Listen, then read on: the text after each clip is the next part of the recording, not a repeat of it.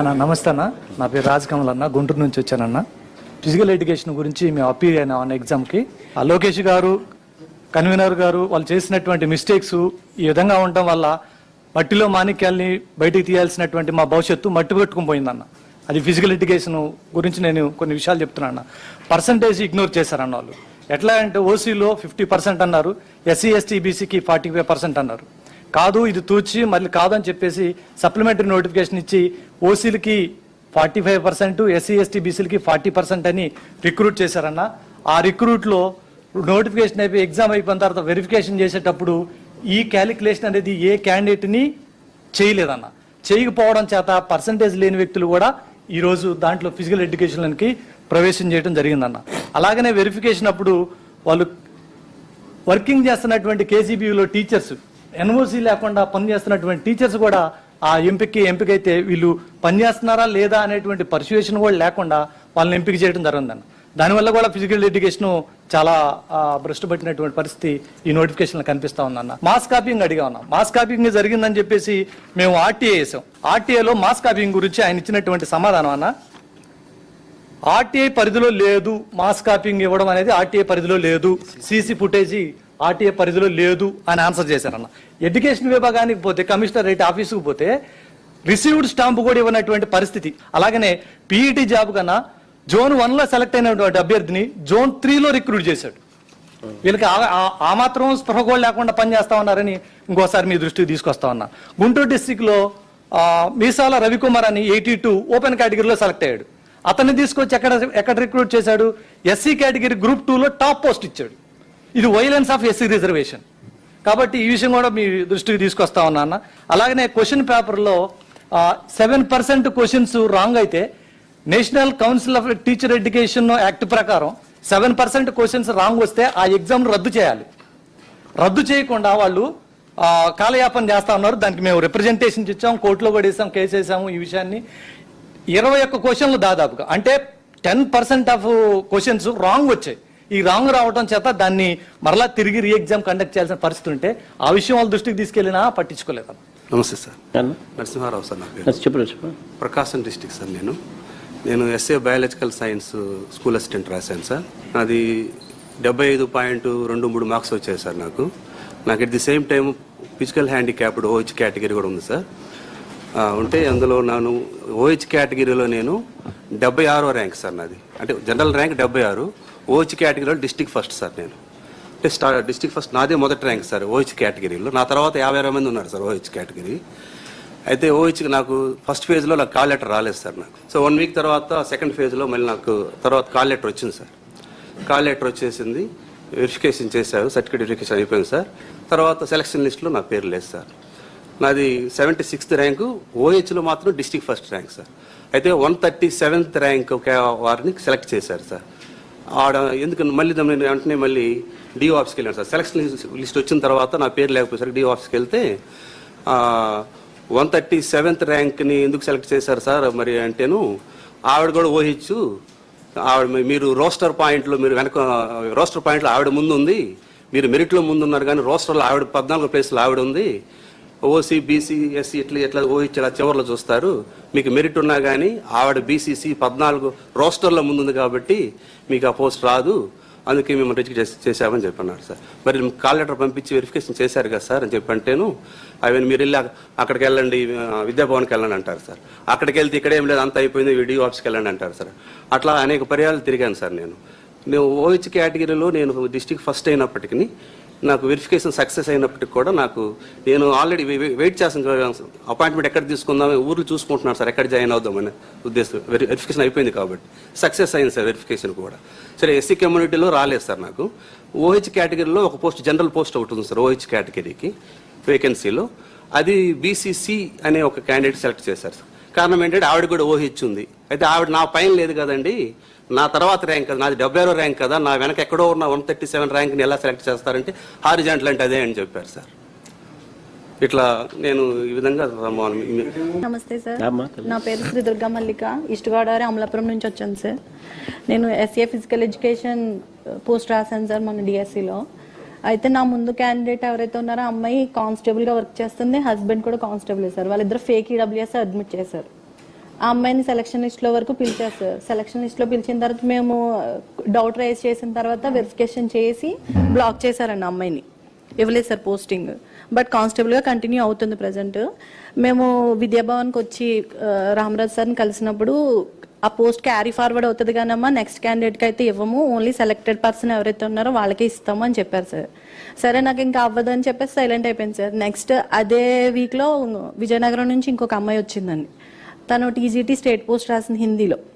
అయితే ఆ అమ్మాయి కూడా సెలక్షన్ లిస్ట్లో ఉన్న అమ్మాయిని అబ్జెక్ట్ చేసిన తర్వాత ఈ అమ్మాయికి పోస్ట్ ఇచ్చారు సార్. ఎవరైతే అబ్జెక్ట్ చేశారో ఆ అమ్మాయికి. విజయరామరాజు సార్ చెప్పింది ఏంటంటే 1:1 రేషియో కాబట్టి వేరే పర్సన్కి ఇవ్వము అన్నారు. కానీ విజయనగరం అమ్మాయికి మాత్రం ఇచ్చారు సార్ అది. ఆ తర్వాత నేను హైకోర్టుకి అప్పీల్ అయ్యాను. హీరింగ్ కూడా రానివ్వట్లేదు సార్ అసలు.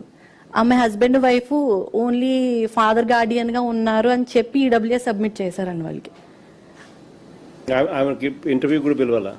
అపాయింట్మెంట్ 2 daysలో ఇస్తాము అనగా బ్లాక్ చేశారు సార్. మేము పాయింట్ రేస్ చేయడంతో కింద ఉన్న ఎవరైతే ఆస్పిరెంట్స్ ఉన్నారో ఈడబ్ల్యూఎస్ కేటగిరీలో, ఈడబ్ల్యూఎస్లో ఫేక్స్ వస్తున్నాయి కొంచెం వెరిఫై చేయండి సార్ అని చెప్పిన తర్వాత ఇక్కడ అమరావతిలో వెరిఫై చేసి బ్లాక్ చేశారండి అమ్మాయిని 2 daysలో అపాయింట్మెంట్ అనగా.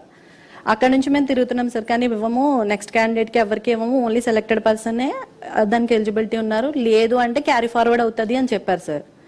కానీ మొత్తం స్టేట్ వైడ్గా ఒక్క విజయనగరంలో అమ్మాయికి మాత్రమే నాన్ సెలెక్టెడ్ పర్సన్కి 1:1 రేషియో మినహాయించి ఇచ్చారు సార్ పోస్ట్. హీరింగ్ వచ్చిన ప్రతిసారి పెండింగ్లో ఉంది, వెరిఫై చేస్తున్నాము, ఎంక్వైరీ చేస్తున్నాము అంటున్నారు సార్ అమ్మాయి గురించి, ఎవరైతే కానిస్టేబుల్ అమ్మాయి ఉందో తన్ని. బట్ మనకి హీరింగ్ కూడా రానివ్వట్లేదు సార్. నాది కృష్ణా డిస్టిక్లో బీసీబీ రిజర్వేషన్లో నాది 3rd పోస్ట్ అన్న. 3rd పోస్ట్ అయితే నాది పోస్ట్ తీసేసి స్పోర్ట్స్ పర్సన్కి ఎవరికో ఇచ్చామని చెప్పారు. నాది మెరిట్ లిస్ట్లోనూ నేముంది, అలాగే సెలక్షన్ లిస్ట్లోనూ నేముంది. ఫైనల్ లిస్ట్లో మాత్రమే నా నేమ్ అనేది తీసేశాడు. 28 ఆగస్టు 2025లో మాకు రిజెక్టెడ్ లిస్ట్ అనేది పెట్టారు. కానీ ఆ రిజెక్టెడ్ లిస్ట్ లో కూడా నా నేమ్ లేదు.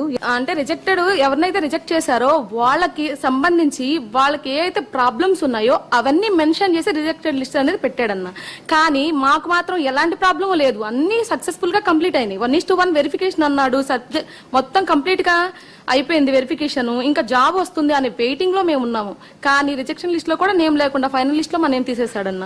మెరిట్ లో ఉన్నాం కదా, నా పోస్ట్ తీసేశారు, ఎవరికో స్పోర్ట్స్ పర్సన్ కి ఇచ్చారంటున్నారు కదా సార్. ఏంటి సార్ నా పొజిషన్? మరి మేము మెరిట్ లో ఉన్న వాళ్ళు అన్యాయం అయిపోతున్నాం కదా సార్ అని అడిగితే, ఇక్కడ మీకు కాల్ లెటర్ ఇచ్చారు, కాల్ లెటర్ ఇచ్చినంత మాత్రాన మీకు జాబ్ ఇచ్చినట్టు కన్ఫర్మ్ కాదు కదా ఎలా అని చెప్పేసేసి నాకు మాట దాటేశారన్న. దాటేసేసి మా కృష్ణా డిస్టిక్ డియూ ఆఫీస్ కి కాల్ చేసి పలానా పర్సన్ కి జాబ్ ఎలా పోయింది అని అడిగారు సార్. తనది ఫస్ట్ డే వెరిఫికేషన్ అయ్యింది కానీ మేము స్పోర్ట్స్ పర్సన్ కి ఇచ్చాం సార్ అని చెప్పారు సార్. స్పోర్ట్స్ పర్సన్ కి రిజర్వేషన్ లో ఉండేదే తక్కువ పోస్టులు అన్న. రిజర్వేషన్ లో ఉండే తక్కువ పోస్టులకి స్పోర్ట్స్ పర్సన్ తీసుకొచ్చి ఎలా ఇస్తారన్న? మెరిట్ వాడు అన్యాయం అయినట్టేగా, అది మళ్ళీ 0 ర్యాంకుతో. నా పేరు ఏకాంబరం సార్, చిత్తూరు డిస్టిక్ నుంచి సార్, మాదడ్డపల్లి గ్రామం. ఎస్ఏ సోషల్ రాశాను సార్, చిత్తూరులో ఎస్ఏ సోషల్ స్టడీస్ రాశాను. మా కేటగిరీలో 7 పోస్టులు ఉన్నాయి సార్. దీంట్లో 5 పోస్టులు మెరిట్ ప్రకారం, 2 పోస్టులు ఆరిజినల్ ప్రకారం అని చెప్పి ఇచ్చారు సార్. కానీ ఇదే ప్రకారంగానే నేను మెరిట్లో 6 అభ్యర్థిని సార్. నేను మా కేటగిరీలో 6 అభ్యర్థిని నేను. ఈ ప్రకారంగానే నాకు 1:1 అంటే జోన్ ఆఫ్ కన్సిడరేషన్లోకి వచ్చిన వాళ్ళకి అలాంటి వాళ్ళకి మాత్రమే కాల్ లెటర్ ఇచ్చారు. ఆ ప్రకారంగానే వెరిఫికేషన్ చేశారు, సక్సెస్ఫుల్ అని చెప్పి పంపించారు. సెలక్షన్ లిస్ట్ పెట్టినప్పుడు మా పేరు లేదు. సరే ఎందుకని చెప్పి డిఓ ఆఫీస్ గారికి వస్తే ఏమని అడిగితే, మేము వెరిఫికేషన్ మాత్రమే చేశాం, తర్వాత ఎందుకు లేదు ఎందుకు రాలేదు మాకు మమ్మల్ని అడగద్దండి, విద్యాభవన్ బండి అని చెప్పారు. అదేంటది? డిఎస్సి అంటేనే డిస్టిక్లో చేయాలి, ప్రతిదానికి సమాధానం డిఓ చెప్పాలి. నువ్వు ఇక్కడ కాదు, నువ్వు అక్కడికి పోవంటే మరి ఇది డిఎస్సి ఎందుకు అవుతుంది? అది పేరే డిస్ట్రిక్ట్ సెలక్షన్. అవును సార్, అవును సార్, అటు చెప్పారు సార్. సరే విద్యాభవన్కి వెళ్ళాము సార్. ఇక్కడ ఉన్న ప్రతి ఒక్కరు నా చిత్తూరులో సార్, చిత్తూరులో మారుమూల గ్రామం మాదిరెడ్డిపల్లి, అక్కడ నుంచి ఎన్నిసార్లు తిరిగామో తెలియదు విజయవాడకి, రాత్రి బగులు తిరిగి లాస్ట్కి ఏమి చేయలేకపోయాం సార్. నమస్కారం అన్న, నా పేరు శ్రావణ్ కుమార్ ఎరిపిల్లి. నేను ఉమ్మడి విశాఖపట్నం జిల్లాలో రాంబిల్ మండలం వాడి నరసాపురం గ్రామానికి చెందినటువంటి ఒక గ్రామం వాడిని అన్న. మాది మతిగారి కుటుంబం. చేపలు పట్టుకొని మా అమ్మ నాన్నని పెంచారు, చదివించారు కూడా గవర్నమెంట్ స్కూల్లో. సో నేను పెళ్ళైన తర్వాత మా ఫ్యామిలీ తోటి ఈవెన్ నోటిఫికేషన్ వచ్చిన తర్వాత కూడా ప్రిపేర్ అవ్వడానికి కోచింగ్కి వెళ్ళే స్థితి కూడా లేదన్న నాది. స్కూల్ ఒకరోజు ఒక నెల సెలవు పెట్టి ప్రిపేర్ అవుదాము, మంచిగా డిఎస్లో సెలెక్ట్ అవుదాం అలాంటి పరిస్థితి కూడా లేదన్న నాది. అలా జరిగితే ఫ్యామిలీ మొత్తం రోడ్డున పడిపోద్దన్న. అలా సెలవులు పెట్టకుండా నైట్ టైంలో చదువుతూ ప్రిపేర్ అయ్యి ఏదోలాగా విశాఖపట్నం డిస్టిక్లో ఫిజికల్ సైన్స్లో మా బీసీఏలో 3వ ర్యాంక్ తెచ్చుకున్నాను. నేను 3rd ర్యాంక్ తెచ్చుకున్నాను కాబట్టి నాకు 28న కాల్ లెటర్ పంపించారన్న.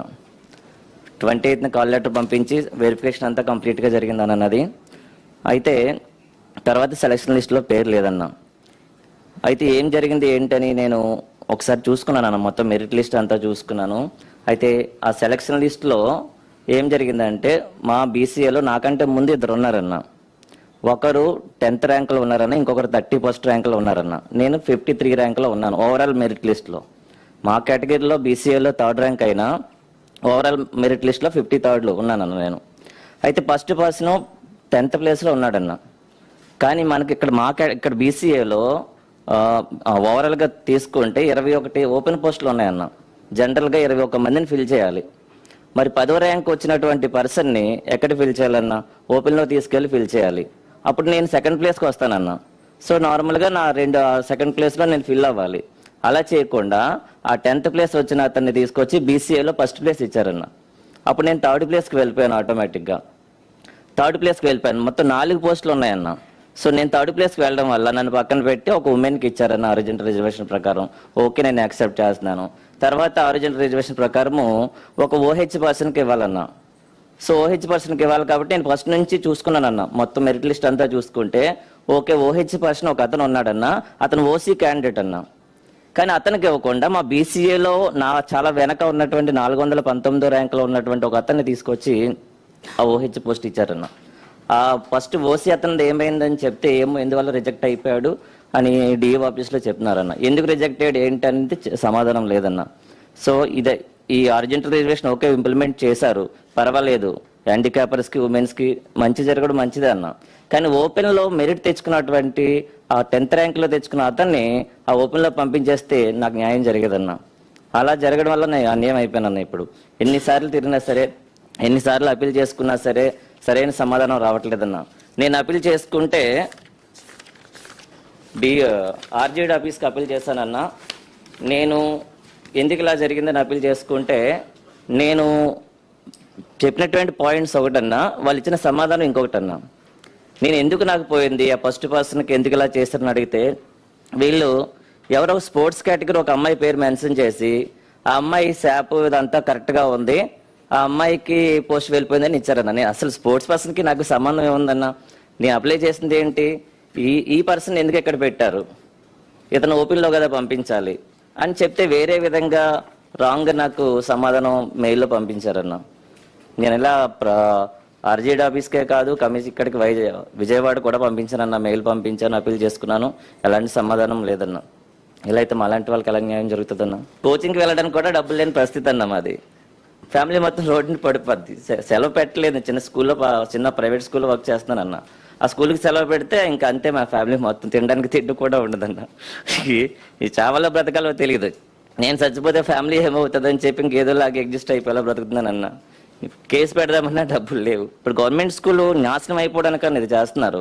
ప్రైవేట్ స్కూల్ ఎదుగుదలకి తప్ప గవర్నమెంట్ స్కూల్ ఎదుగుదలకి ఏం చేయట్లేదన్న. మరి ఇలాంటి వాళ్ళందరూ వస్తే ఆ అతను ప్యాకెట్ నేర్పిస్తాడు, వేరే గేమ్ అతను అదే నేర్పిస్తాడు తప్ప ఈ మ్యాథ్స్, సైన్స్, ఇంగ్లీష్ ఎలా వస్తుందన్న వాళ్ళకి.